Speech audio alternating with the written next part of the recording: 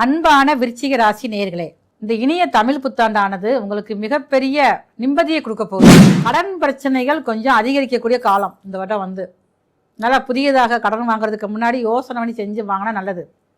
வேலை பார்த்துக்கிட்டு இருக்கிறவங்க அங்கே வேலையில் பிரச்சனைகள் வரும். அந்த வேலையை நீங்கள் விட்டுறாதீங்க.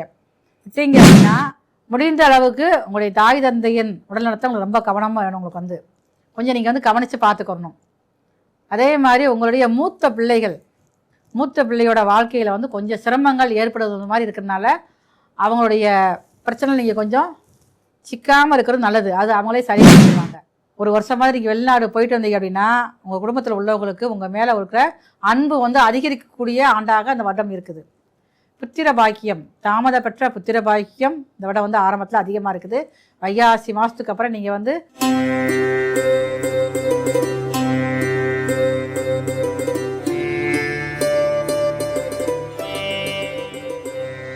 அன்பான ஜோதிடர் யுகம் டிவி நேயர்களுக்கு மருத்துவ ஜோதிடர் எஸ்ஆர் சங்கரேஸ்வரியன் அன்பான வணக்கங்கள்.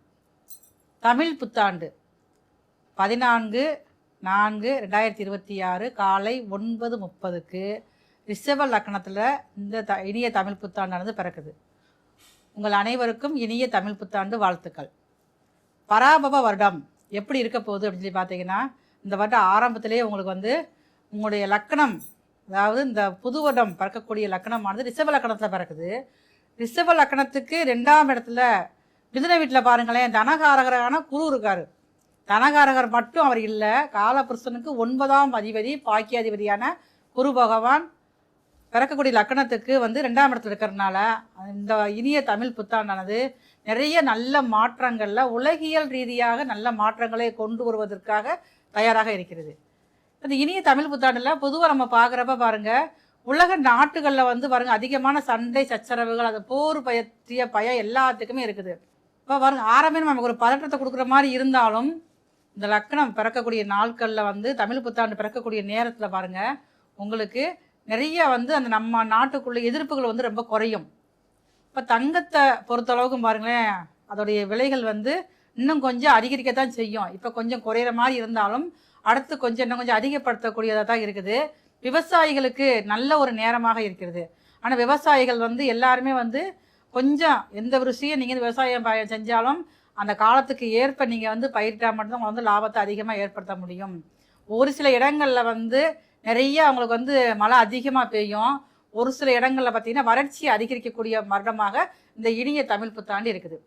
சரி, இப்போ நம்ம இந்த தமிழ் புத்தாண்டு நம்ம என்ன செய்யலாம் அப்படின்னு பார்த்தீங்கன்னா, நம்மளுடைய தமிழர்களுடைய வழக்கம் என்ன அப்படின்னு பார்த்தீங்கன்னா, தமிழ் வருஷம் புத்தாண்டு பிறக்கிறப்பே முக்கணி, மா பலா வாழைன்னு சொல்லக்கூடிய முக்கணிகள், அடுத்து பாருங்கள் கண்ணாடி, அதாவது வாசனையான மலர்கள், எல்லா வகையான மலர்கள், அது மட்டுமே இல்லாமல் பணம் எல்லாம் வச்சு ஒரு தாம்பாளத்தில் வச்சு நம்ம காலையில் கண் விழிக்கிறப்பையே நம்ம அதை நம்ம பார்த்துட்டு விழிச்சோம் அப்படின்னம்னா நமக்கு இந்த ஒரு வருடமானது இனியதாக மாறக்கூடிய வாய்ப்புகள் அதிகமாக இருக்குது.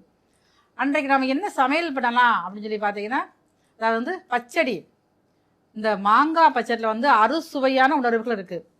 அப்போ நமக்கு என்னதான் இந்த தமிழ் புத்தாண்டு ஆரம்பத்திலேருந்து நம்முடைய ஜாதக ரீதியாக நிறைய ஒரு துயரங்கள் கஷ்டப்படக்கூடிய அனுபவங்கள் இருந்தாலுமே பாருங்களேன், அந்த புத்தாண்டு பிறக்கக்கூடிய நாளில் நம்ம இந்த மாதிரியான நிகழ்வுகள் நம்ம செஞ்சிட்டோம்னா நமக்கு அதுவே பார்த்துக்கங்க லாபமானதாக அதிர்ஷ்டமானதாக மாறுவதற்கு வாய்ப்புகள் அதிகமாக இருக்குது.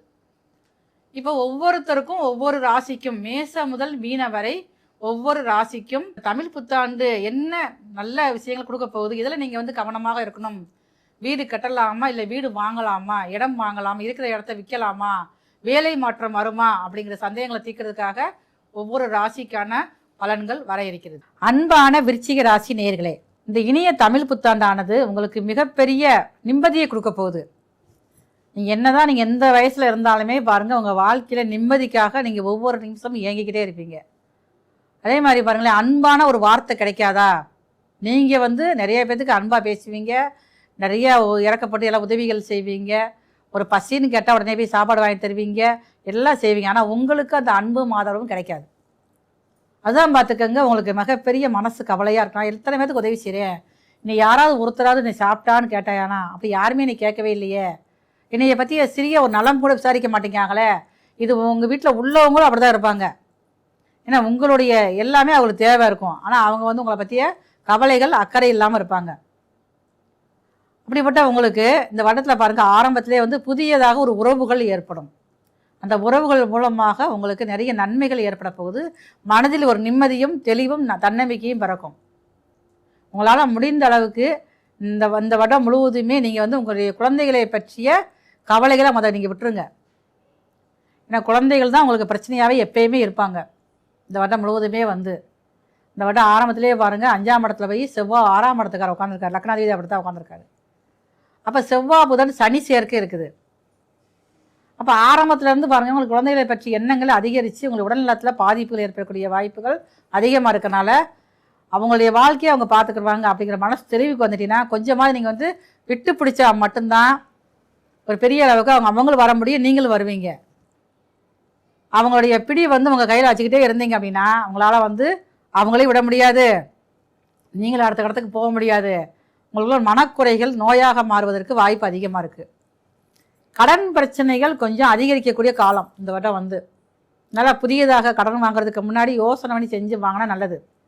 வேலை பார்த்துக்கிட்டு இருக்கிறவங்க அங்கே வேலையில் பிரச்சனைகள் வரும், அந்த வேலையை நீங்கள் வந்து விட்டுறாதீங்க.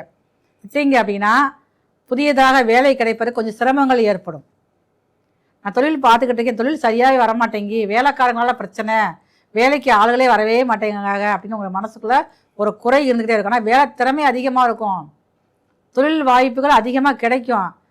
தொழில் செய்யக்கூடிய அளவுக்கு வந்து வேலைக்காரங்க இருக்க மாட்டாங்க, அதுதான் உங்களுக்கு பிரச்சனையாகவே இருக்கும். ஏன்னா உங்கள் ராசிக்கு 6ஆம் அதிபதியும் பாருங்கள் செவ்வாய் சேர்க்க, செவ்வாய் சனி கூட சேர்க்க. இப்போ வேலையாட்களால் மனசு வருத்தப்படக்கூடிய நிகழ்வுகள் வந்து அதிகமாக இந்த ஆண்டு முழுவதுமே இருக்கும். இதனால் கொஞ்சம் உங்கள் மனசுக்குள்ளேயும் கஷ்டங்கள் அதிகமாக இருக்கும், நிம்மதி இல்லாமல் இருக்கிற மாதிரி நீங்கள் இருப்பீங்க. அப்போ இந்த ஆண்டில் வந்து நீங்கள் வந்து நிறையா வந்து உங்களுடைய வேலை பார்க்கணும் நம்பாதீங்க, முழுசாக நம்பாதீங்க. அவங்கள நம்பி சில விஷயங்கள் நீங்கள் சொன்னீங்க அப்படின்னா நீங்கள் ஒன்று சொன்னது 4ஆக மாறி ஒரு பெரிய வதந்தியாக மாறக்கூடிய வாய்ப்புகள் வந்து அதிகமாக இருக்குது. உங்கள் ராசிக்கு இந்த வருடம் முழுவதுமே பாருங்களேன், இடம் பூமி அமையக்கூடிய வாய்ப்புகள் அதிகமாக இருக்குது. கடன் வாங்கியாவது கொஞ்சமாவது ஒரு இடம் வாங்கி போடணும்னு நினைப்பீங்க. அதே மாதிரி வீடு கட்டணும்னு நினைப்பீங்க. ஏற்கனவே நான் வீடு கட்டியிருக்கேன், அது சரியில்லாமல் கட்டிட்டேன், அதை வந்து விற்க முடியுமானா சரியான முறை நீங்கள் அதை விற்று அதை வரக்கூடிய லாபத்தை வச்சு புதியதாக ஒரு இடம் வாங்கி வீடு கட்டக்கூடிய அமைப்புகள் வந்து இந்த வருடத்தின் பிற்பகுதியில் உங்களுக்கு அதிகமாக இருக்குது.